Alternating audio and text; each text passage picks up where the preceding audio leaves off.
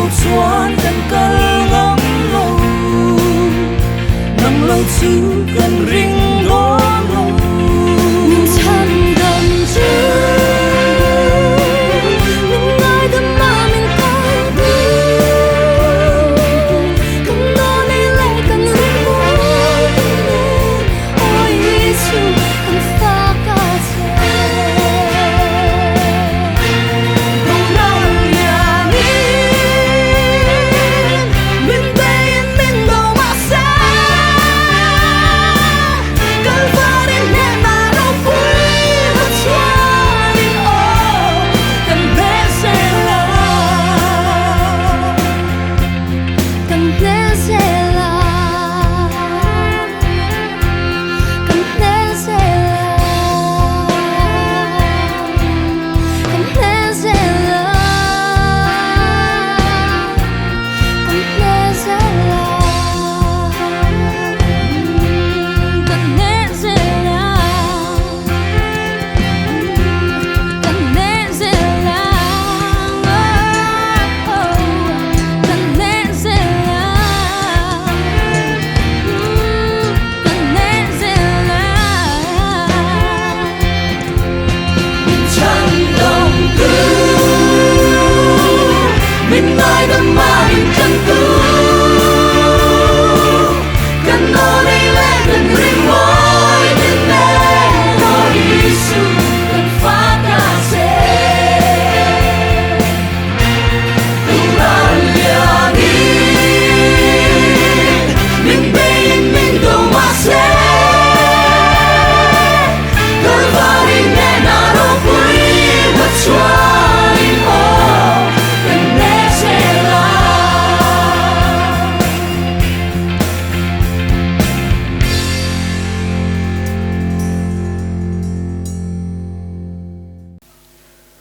sắc nét clear tu te in vai in si bai ule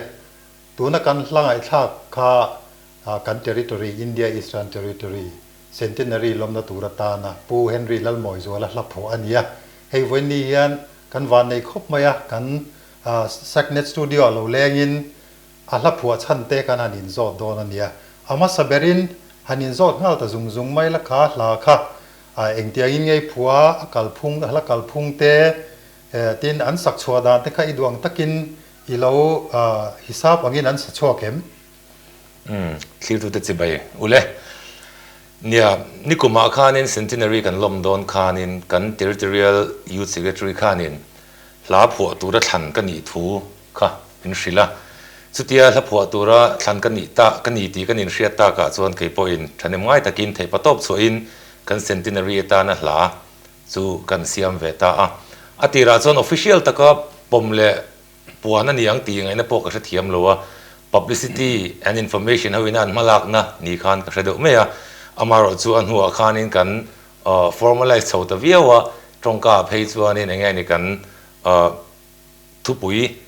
milte a siamte lo ni boka wang khan kan thim sawang ti ti do te kan lo mang chhota alomam ko ti tak zeta hemi thu la hian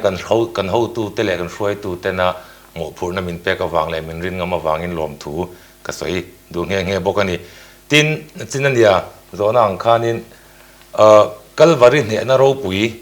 ti kha kan centenary thu pui kha ni a amara chu hei hi ahla title ahla thu puya kan man chuan la pho thiam tam takin lan phu ave ka ringa chumi ni wang chuan a title hi hemi ka man chuanin ngai fin thein thil omang ti kan lawa wangin ahla thu puya khan kan ne zelang ti in kan da ta ala shim hi 4 time siam ani a tin a genre kan tiang zonga chuanin tunlai tongkama chuan contemporary praise music gospel music kan ti a hianin arin lu ve thei mein ka hria a mizo la hi a shan pa in nia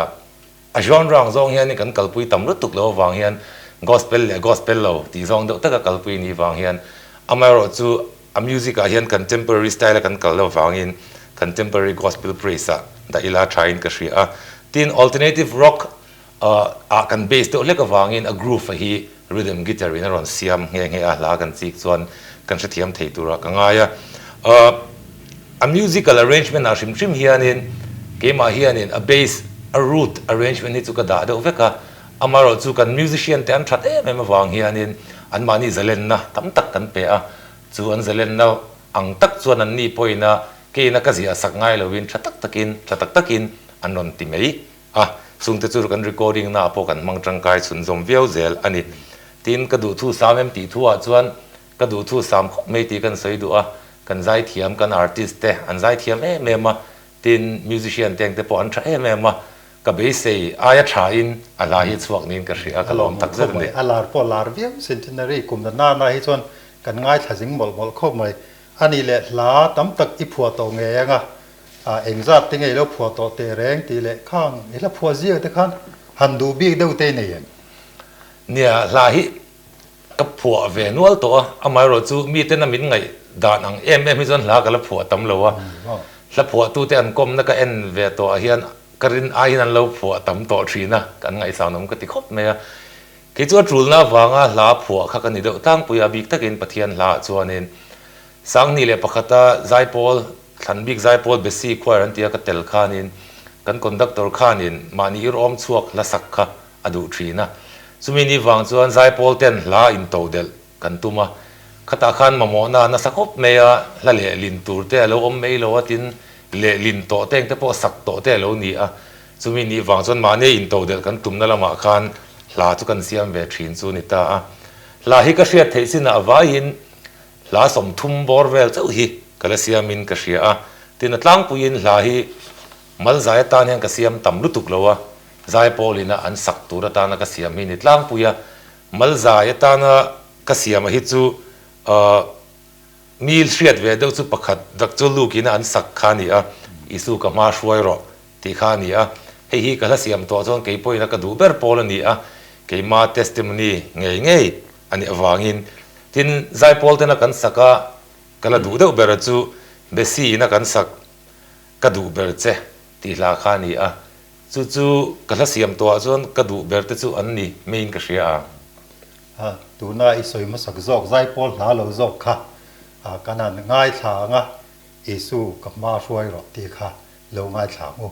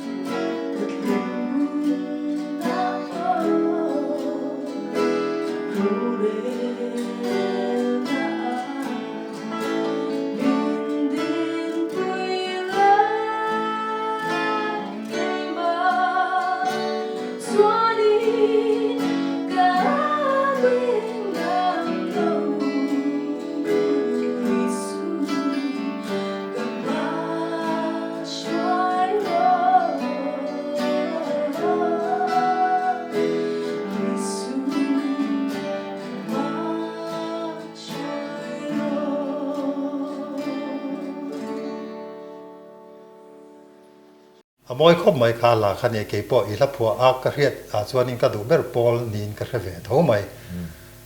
เทียนมีนันเรียดลานนะเดี๋ยวเบอร์ฮิจุเบสีควายรีเนี่ยคอนดักตอร์อิตราจังตัวกูเมงมอซาชูเฮตียนนี่โจทย์ไตและคอนดักตอร์นี่ข้านี่ไงนี่เรื่องรัวทิลทาร์เอมอลักษณะดานทาร์เอมหันอินโทรดิวส์เอมชุดที่หันตีหันช่วยดังลำเดียวนั่นเองนี่เบสิคอยรักเตลคานินกุมสังหิปขัดอาจารย์คานกลูตนะเมมบาระกุมลีก็ออกมาคอนดักตอรินกุมรุกก็อมพกะเบสิคอยเรียนินกัลพุงทัดเดเฮียนอิสาgospel music ที่อาคารนั้นกันสุดท้ายกันคัน contemporary เฮียนินผู้รำมวยหุ่นไล่จังคานินอันโลแกนโลเป็นจันตัวจู่ผู้รบินพวกคานินจู่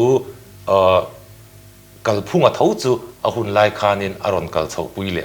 สุดที่อย่างส่วน praise music กันนี่มั้ง worship music กันนี่มั้ง contemporary style เฮียนิน basic music ที่กัลดูตั้งปุยอันนี้จุมีนิวังส่วนนี้กันเชียร์เทียมเทดานตัวส่วนนี้bass pop traditional ส่วนนี้กัลดูมุดเตะอมทรีนะ contemporary music ส่วนนี้bass part อันสักตั้มโลนั่นเตะโลอมทรีนั่นนี่สุดที่อย่างจู่ basic ใจพอกันกัลพุงโลนี่วังคันเกี่ยมมีงาคอนดักตอร์กันhow to เต้นมีหันรวดเวตากาคันหันตีดังลำอังไงนั่นฉันเขาอมินกับฉันปาเลวะอามาเราจุดที่อย่างเท่าจวนกัลพุงจุดที่กันอย่างเท่าจวนนี่เบสิเฮียนี่นะ tradition อังเดียวกันวันจุมานี่อินโตเดลลาจงจ้างอันนี้จุมีนี่วางจวนจุมีละมาจวน challenge กันตรงนั้นมีดังเตลาสักกันดูเลวะตีนานี่เลวะอามาเราจุมิโซที่เฮียนี่กันมิโซปุยที่ฮีลับผัวนักกงอาเฮียนี่กันเจ้าสวกตัวนี่ที่ข้าปูโรบินะทุปุยอันนี้ทรีนะจุมีนี่วางจวนกันเทียมวางลำนี่เลวินเลอัตรูลนะวางเตปอนยังอะไรกันมิโซปุยเตเจ้าสวกนัตัวตานที่ปตอกอิสวงอุติข้ามินซิร์ตีร์นั่นนี่ที่นวางอินสุดอย่างจวนนี่ก็หุ่นไล่ปกขันกันติดตั้งปุยทิ้งจู่เราเลยจวนนี่ไลฟ์มิวสิกกันจะสวกนั่นเสียเมื่อมาใจโพลตานจวนทิลบอยทักอันนี้ตุนไล่จวนนี่ไลฟ์มิวสิกก็เจอันนั้นเวนวัลตัวกันหุ่นไล่ก็จวนติอมชุนกันนี่ก็เสียจู่วางจวนข้าก็ challenge เลียนปุยอันนี้มิวสิกจวน genre ช่างกันซิร์ทีนะแล้วประคัดกัลพุงประคัดกันดูเลยว่าวางอินกัน experiment ที่ละทิลมอยโลนี่โลเสละ genre ช่างอะไรสไตล์ละที่ขานินกันติควอลทรีนะจุง genre ช่างมังจวนมิโซที่เฮียนินปะเทียนี่กันฝักเวทเฮียนี่ที่ฮีตีลันค่ะกันตุ่มจูนี่ทินจุดที่รัวจวนนินแห่งคอเวลินอาเซียตลา genre กันที่ช่างเฮียนมิโซที่พอเฮียนลากันเสียมเวทเทียมเท่านี้ที่ค่ะกันริลรุยนะโปรเจกต์ตุ่มเลยตุ่มจูนี่จุดที่อย่างจวนนินก็หุ่นไล่ขานี่ตั้งปุยกันกะละจู่ตีดังลำไงเลยว่ากัลพุงในซาค่ะกันสุกซุยดานะจวนนี่ดูไม่อินกันเสียฮัลโหลผมเนี่ยข้าการันโจตุ่มเลยเจ้าจูเนี่ยราคาอาจจะช่างเงี้ยนี่มีโจกันกันเรียกเทียมดานตัวเงี้ยจวนนี่บีทอังเตะขัดเทียมเดียวเล็กสไตล์ที่ไม่ยังข้างอาเตะข้าพวกนัวลินกระริงข้างข้าexample ปฐุมปาลีเวลมีนันสิลเตะอังเตะเงี้ยลาเตจูลาหินี่นั่นจะนักสวยเฟียตากันข้านินกันเทียมวางเนี่ยลวินโมนะเนี่ยกันเสียตาวางอินลาหิกันเสียมเวทรีนะสุดท้ายส่วนนินมิวสิกละมาจนมินกายช่วยตัวเฮียนปูรบินาที่ฮิกันสวยหลังโฟโต้ทรีนะอันนี้เฮียนเทปโตปินมินตุยปุยสุดท้ายส่วนลาปลีหันตาหลังไตละจินะโซนอังคารประกาศน่าส่วนนินโรเรลนั่นนี่ที่ลาอันนี้ฮีเบสิควารินสังนี่ปรุกอัลบั้มกันนุนนัลเบอร์ที่อาคารกันสาเฮลาฮิซัลซาบีทกันที่ไม่กันเรียดเราวางแต่พอนี่เว้ยพวกกันอามารู้สึกแคริบเบียนมิวสิกกันไงสันเว้ยทรินเรเกนี่สีเราซัลซาบีตาเสียมกันตุ่มนะอันนี้ a rhythm hi 4/4 ni a tin a chord progression kan ti mai a pattern hi 1/3/4/5 kan ti ang chi kha ni ta a heta hian chu kan soilan du na chu la phuwa tu te han ngai poi moila tha in ka ria chu mi ni wang chon chu kan soilang te la ngai ta ila a structure a hian in a b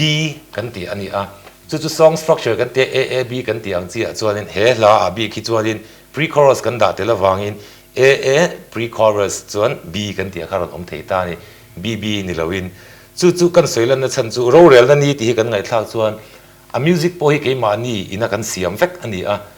kan thei pa to pin chu Caribbean music salsa style chuan in imitation in kan kalani ma se chu mizo ir om chuak ani a tin mizo ngei na a music kan siam ani a thu po mizo tonga kan da ni ta ni chu mini wang chuan chu genre le chu style mang chuan in pathian fakna hla kha kan han siam ve thei ni ti proof kan tumna kha ani pakhata tin adot le chuan fakro ti album sang ni palia khan kalungpui nget ti alternative praise music kan ti kha ni ta alternative music kan ti hianin a trouble ra kan thui don chon heta rock atanga alternative from chuak ta kha ni a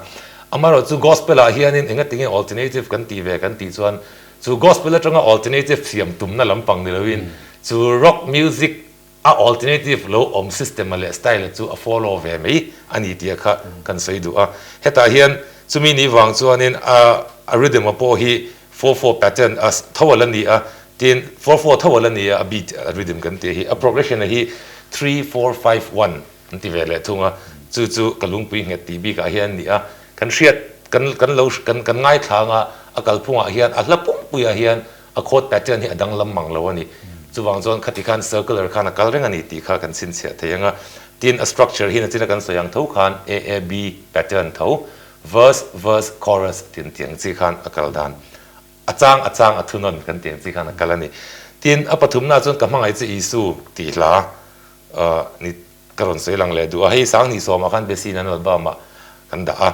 hei hi jazz blues based ta kan siam ani a ke ma hi jazz han ka tui shima blues kan tia te han ka thiam me ka tin ani loin angai thla kan nuam ka ti a chumi ni wang chuanin ka thian pa tuna basic choir and conductor mal som tlong anena kan siam hi ani nge a ani hianin a lyrics lama min tran puya hei 6/8 time angin slow swing ti mei ta la kan thiam thei ome swing music a pokana slow turak da anita a pattern a hian 1/2/5 anti lo le 2/5/1 anti angchi pattern ani a he pattern hi blues base a chuanin alar emema azir peite chuan lo entaula that karinga hemi 2/5/1 pattern mang hian blues tak takin siam na sa a tin a structure a hian ab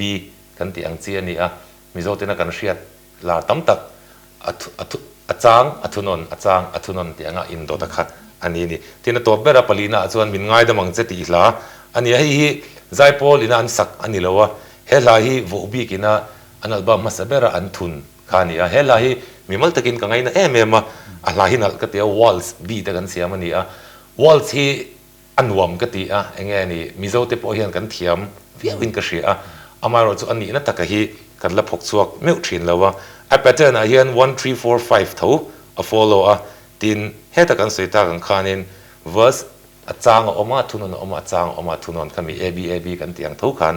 a follow le bok ani chung pali te chu han tar lang tai la thain ka rei zona a chon chumi lo po chu rock bass kan tiang chi ten le eng moni siam chu kan ei no la amaro chu hunte rei lu tuk lo nan chu te chu ni ro se alo mo me niel clear tu tenin lo phiat chian theina turin khang la pali tu na ron soi tak te kha clip toy te chang kha le thunon lek kan an ngai thanga khang tang khan thu sei om zia kha clear tu te pon kan phiat chian le wal ka ringa hei voin hianin pu henry la phuate amana duang taka arema an arrange vel hi hetilai hoten kan hanrem khoma chumi ti tur chuan kan temple kora kan thalai te nula george lalsanimi in aron sa chuak dona tin keyboard a hian tangbal benjamina ania tin guitar a hian pu efreman aron pui boka hang clip te kha tu nei lo thir lokangu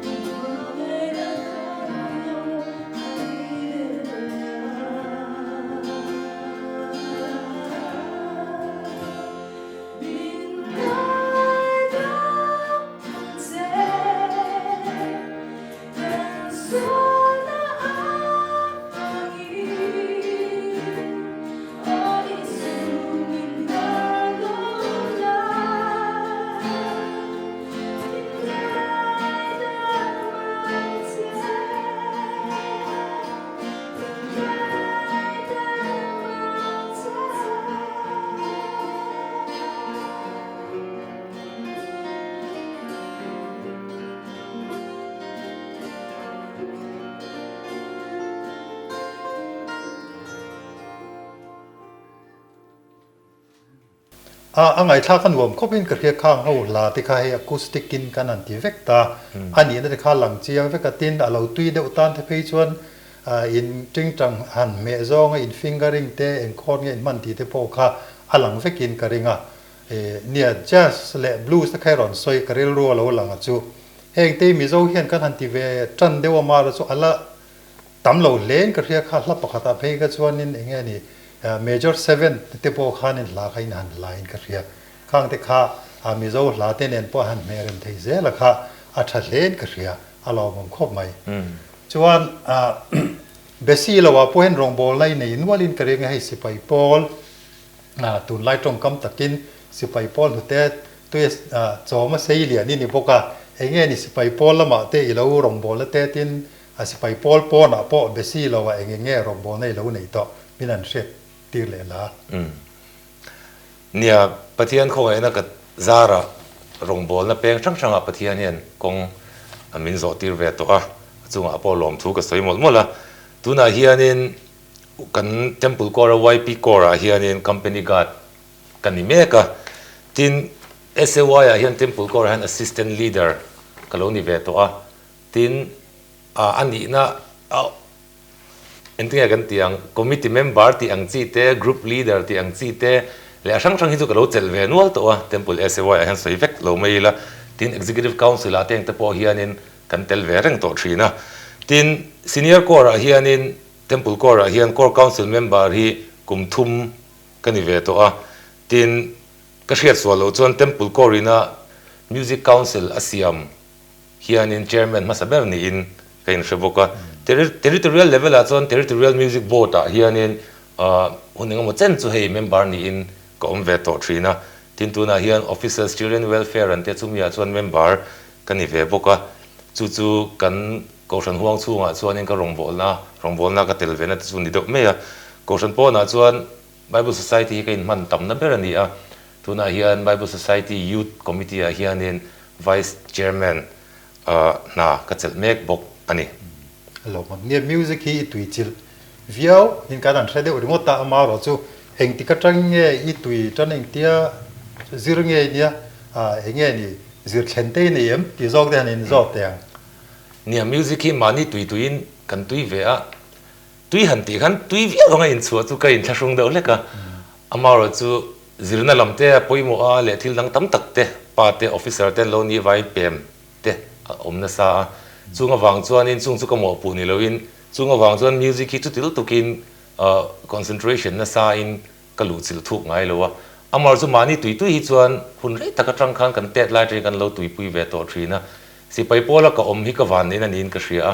สิไปโพเรียนมิวสิกละมาที่อินก็ช่วยนะถ้าเดี๋ยวเตะอาเราในทรีนะก็ใส่โฟทรีนะจูกันเตะไล่อิน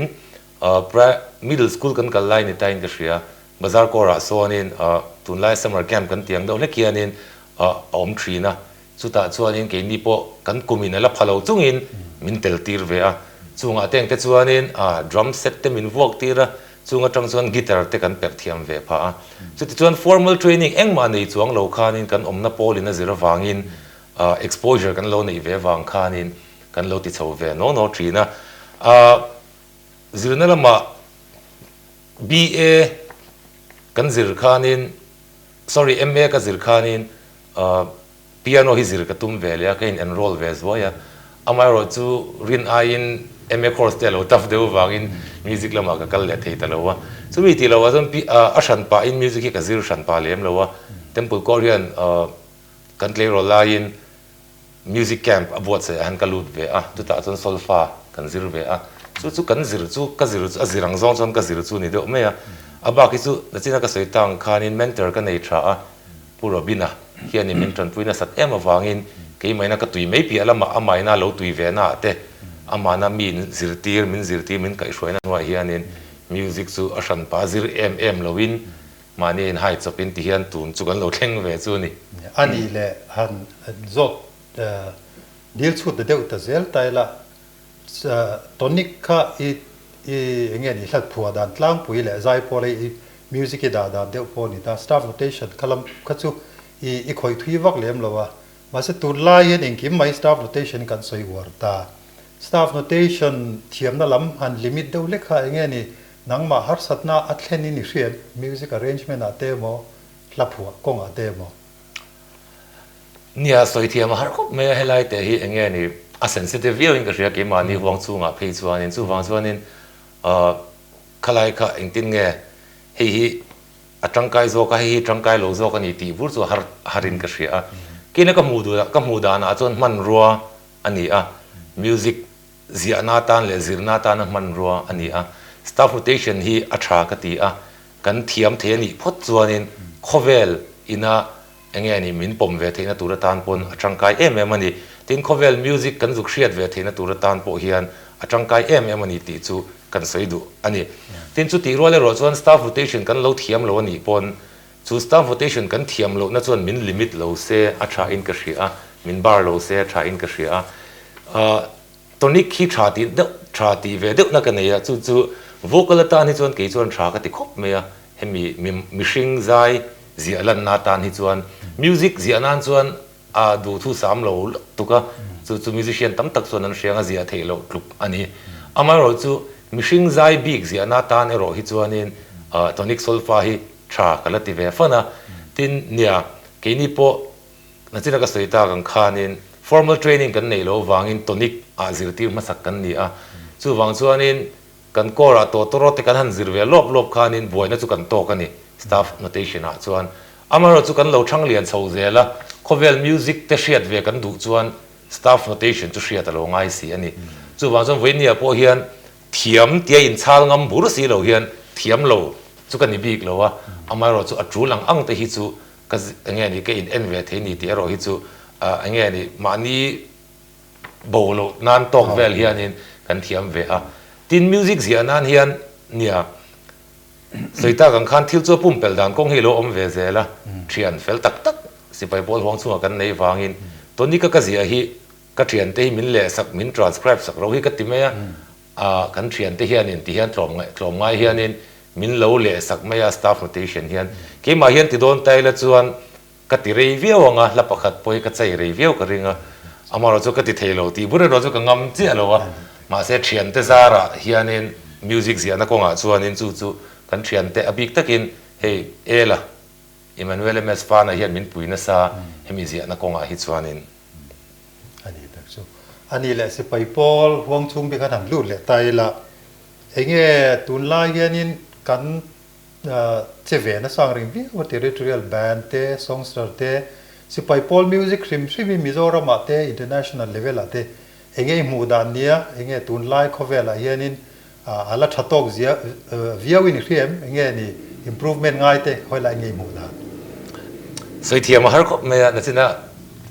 na china ka soyang thau kha ni a topic hi sensitive ka ti me amar chu voinia ka soi dan tur hi ke ma mi mal ngai dan ani ti clear tu te pon min hriat sakula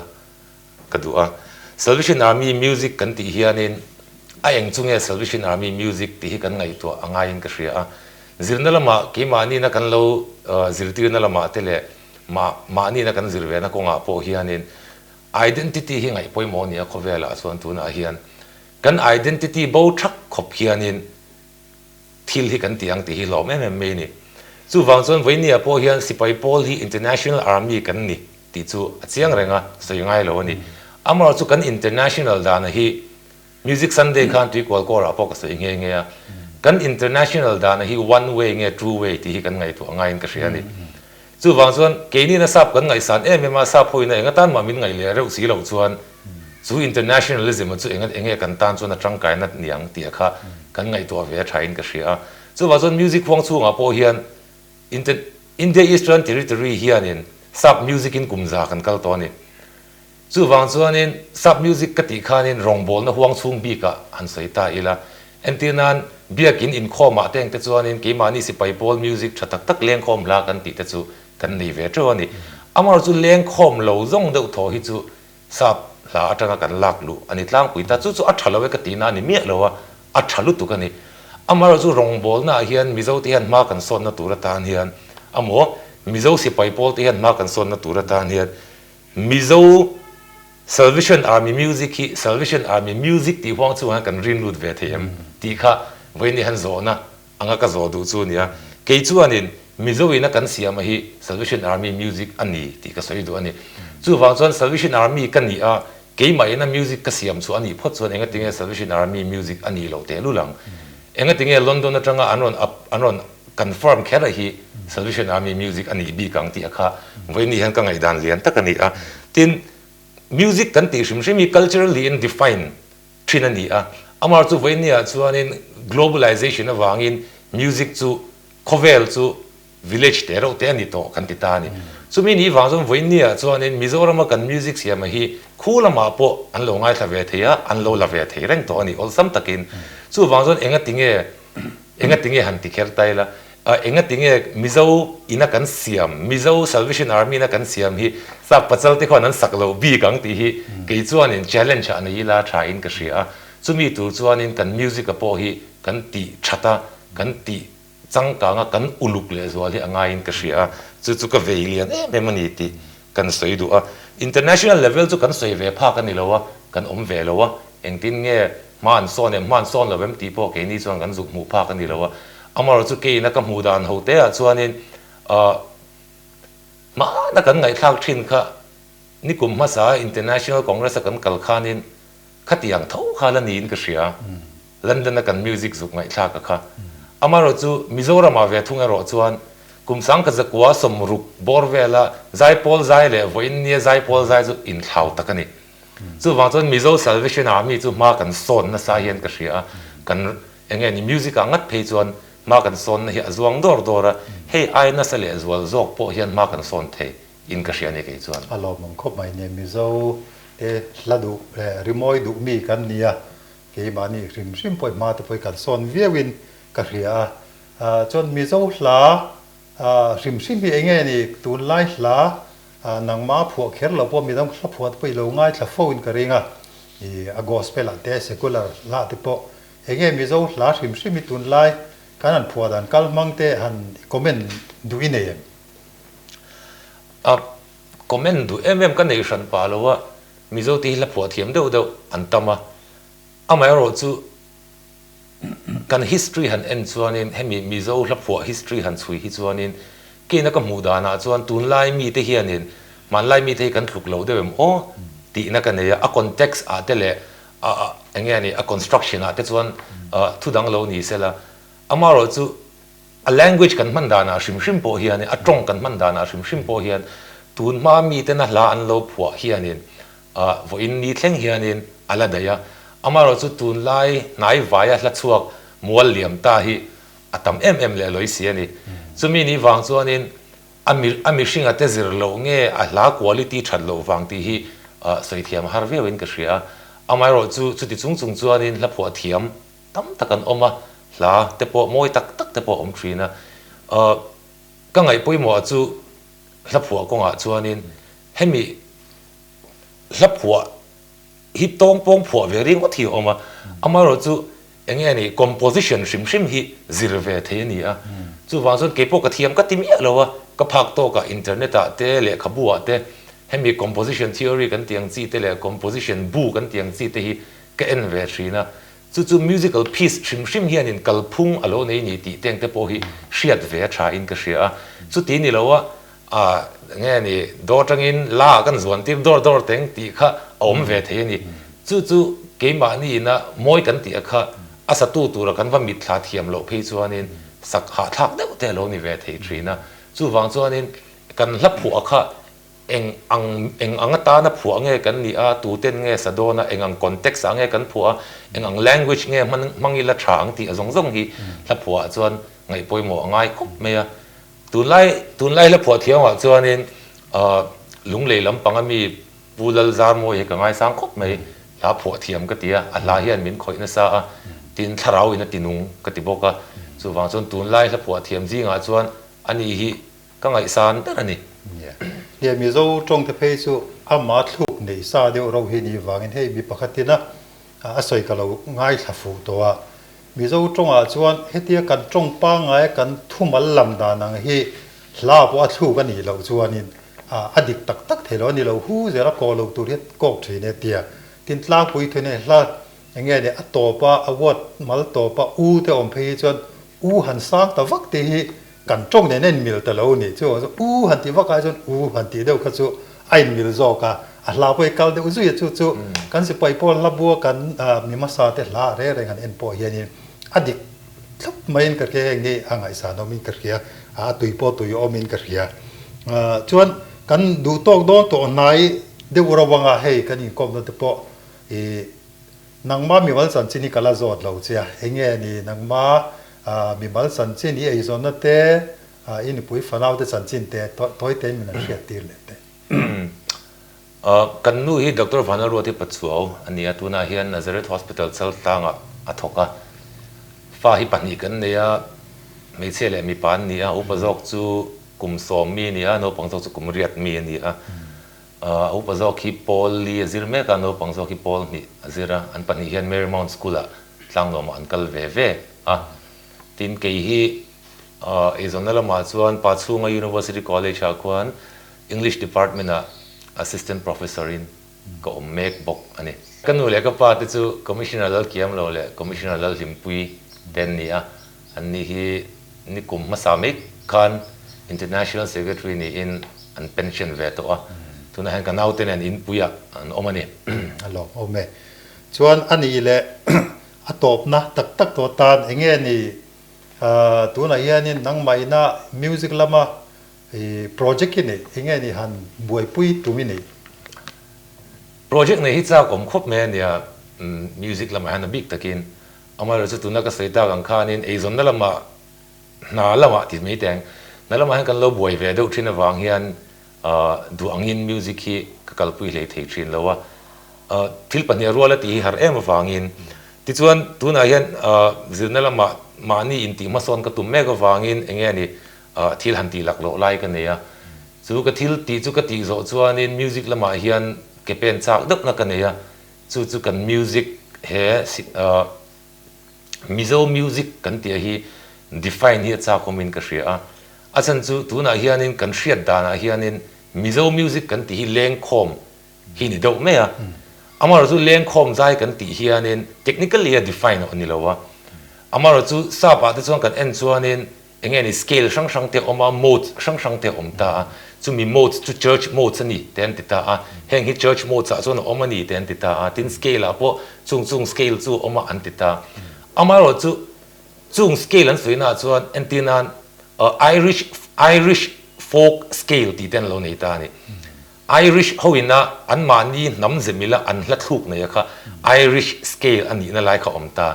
ทิน blues กันตีเต jazz กันตีเต็งแต่พอฮีอันนี้ดิกตะกัดส่วนนี้คุ้งอเมริกันมีหางเขาอินะอันรอน develop อันนี้วางอิน blues กันตี jazz กันตีเฮียนริลฮันมีหางอะไรง่ะส่วนวางส่วนตั้มตักส่วนนี้ negro scale กันตีแต่พออมเวทรินพวกกันนี่ส่วนที่ยังเราเล็กส่วนนี้มิโซพวกกันใจดานพุ่งอาเฮียนกันน้ำอาเฮียนลุงเล้งน้ำกันนี่วางอินเล้งคอมใจ scale ที่กันนี่มาเสียเฮเล้งคอมใจ scale ฮี technically อินกันละ define แล้วว่าส่วนวางส่วนนี้ western countries เต็นwestern musical standards เขามิละเฮกัน scale ฮี identify จากผมกติสุดที่ยังสุกันติดเทนี่ส่วนนี้เทียนเตะเลยโตอย่างเงี้ยนี่ music ละมากันตุยปุยเตะจาระกันละติดเทตัวละพวกง่ายเทียนเตะบุหรี่จงก็สวยนวลตัวกันละติง่ายพวกกระริงอามาเราจะปะเทียนทูนี่ปะเทียนอินนาเรมาตีดานันสิริงกันละกัลปุยเจรังจุอันนี้อัลลอฮ์ผมคบไม่ข้างเนี่ยนักกีฬา international level พอมิโซมิวสิกที่เงี้ยนี่ที่มิดนั่นละรอนที่ภาพเวทุรปนดาแต่พอเขาชอบเป็นเรื่องที่การเรียนรู้กันลับวัวโปกันในอิรัมมินเตียมสุกันเท่งเท่งยมตีเตะอันสักเพียงเงี้ยนี่การเรียนรู้เราหลังจู่เฮ้ยกันลับวัวไอ้จนซีกินปางไงนันดาต้องเป็นยังไงอามาเราจู่หันไงท่ากับวังเงี้ยเฮงตีจู่ western music อ่ะหันเริ่มจี้ปอยนิ่งกันคือว่าฉันจู่minor กี่หันที่โดนละ minor นี่เชี่ยมังสิโล major กี่หันที่โดน major นี่เชี่ยมังบกสิโล carvel นั่นทลายกันเรียจู่ว่าจนข้างแต่พวกใครที่เงี้ยเลี้ยงตีเตะที่อัตโตปะแต่พวกฮีไออินเงี้ยนี่ไออิน western music ก็ต้องหันไงท่าแต่ที่ส่วนนี้อัตโตปะแต่พวกไออินขาร์นักวักเลี้ยมเลยนี่มาเซมิโซลาก็ส่วนข้าขันลุงติเลี้ยงเอ็มลอยเสียขัดอย่างแต่พวกข้าโปรเจกต์หันในตัวแต่พวกสุภูรอมข้อพิงกันเรียนักกินมีตามโจกแต่ปนอันละซิรดูงามีดังโจกเตน สาวประมา music เทียมตักเนี่ยแต่พอตุนไลท์ไอทีมังแต่พออินละ collaborate ทั้งที่ทัดเดียวแต่พอละรอนชัวกับเบสนี่เอาเลยให้สักเน็ตเตอินคอมหุ่นบินเปียกันล้อมครบไหมที่เราสวยแต่พอค่ะกันเชียร์กันง่ายทัดตู้มินเอ็นตู้แต่ปนอันเบ่งวาดพาครบบินกระดิ่งเลยกันล้อมดูตัวแก พวกกันล้อมไหม